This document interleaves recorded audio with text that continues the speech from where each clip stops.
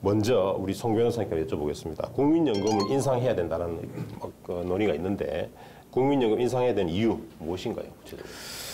일단 국민연금법에 따르면 예. 5년마다 한 차례 이뤄지는 재정 계산을 바탕으로 네. 국민연금 기금 운용 계획 등이 새롭게 수립되는데요. 그렇죠. 사실 그 전부터 고령화, 인구 감소 등의 문제 등으로 국민연금이 고갈될 것이다라는 불안감은 예. 계속돼서 제기되어 왔지 않습니까? 그렇죠. 그런데 최근 보도된 자료 등을 살펴보면 우리나라의 국민연금이 지난 5월 기준 634조 원에 달하고 그렇죠. 적립금이 계속 증가해오는 2041년경에는 자산 보유액이 최고점에 달해서 1,778조 원까지 늘어날 것으로 예상되지만 2042년부터 급격하게 수지 적자가 발생해 2057년경에는 고갈될 전망이라는 거죠.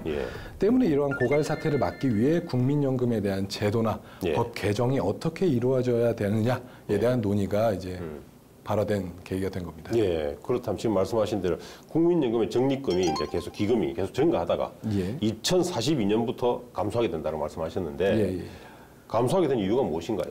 왜 갑자기 감소하게 되나요? 국민연금이 고갈되는 데는 다양한 요인이 작용하게 됩니다.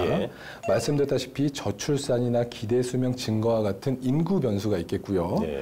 경제 성장률 등과 같은 거시경제 변수가 또 영향을 미칠 수가 있다는 것이 전문가들의 판단입니다.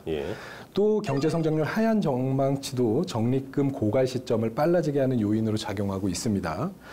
거시경제 변수인 실질 임금 상승률, 실질 금리, 물가 상승률 등이 과거 예측보다 악영향으로 작용을 하면서 국민연금 역시 더욱 빠른 속도로 소진되는 것이 아니냐라는 수준으로 예측되고 있는 것입니다. 아시다시피 국민연금의 경우 소득의 일정 비율을 납부하는 것인데 임금 상승률이 낮아지면 당연히 보험료 수입이 감소하게 될 것이고요. 금리가 낮아지면 기금 운영으로 인한 수익이 감소하게 될 것이기 때문에 이런 것들이 악영향으로 미치기 때문입니다.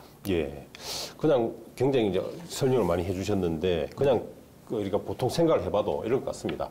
우리가 요즘에 저출산, 고령화 현상이 있죠. 그러다 보니까 아이는 적어지고 그리고 고령화되다 보니까 나중에 국민연금을 수령하는 사람 많아지는데 국민연금을 납부할 사람은 없다.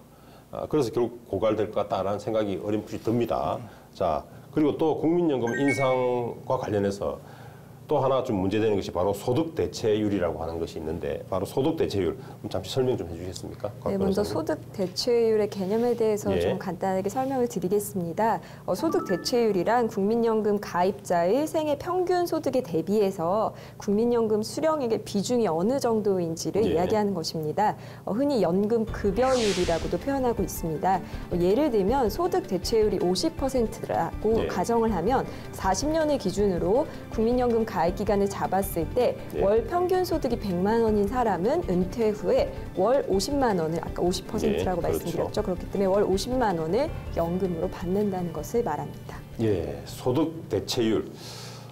생애 평균 소득, 그 본인 가입자의 생애 평균 소득 대비 연금 수령액 비율이죠. 그리고 또 거기 또 하나 또 놓치지 말아야 될 건 40년 기준이라는 것이죠. 맞습니다. 좋습니다. 그렇다면 현재 우리 2018년도 현재 우리 소득 대체율 얼마 정도 됩니까? 현재는 45% 정도입니다. 45%, 하지만 전문가들은 실질적인 소득 대체율은 이것보다 낮을 것이다라고 전망하고 있습니다. 실질적 소득 대체율은 더 낮을 것이다. 그 이유가 또 뭔가요? 아까 서두에서 언급을 잠깐 해주셨는데요. 이 45%의 소득 대체율이 성실하게 60세까지 일을 하고 40년간 국민연금에 가입했을 때 가능한 수치입니다. 그런데 요새 아시겠지만 청년 실업 또 비정규직이 너무 많고요. 실질적으로 40년 동안 국민연금을 성실하게 납부할 수 있는 국민들의 비중이 그렇게 많지 않을 겁니다.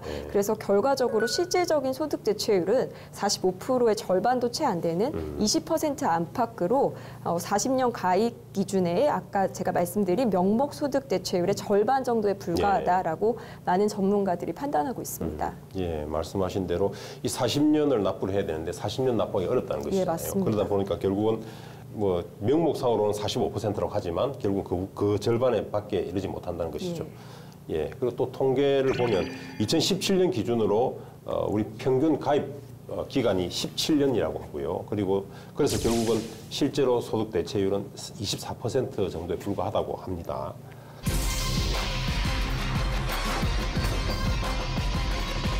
법률시사 토론 변호사들. 오늘 주제는 국민연금 개정론입니다.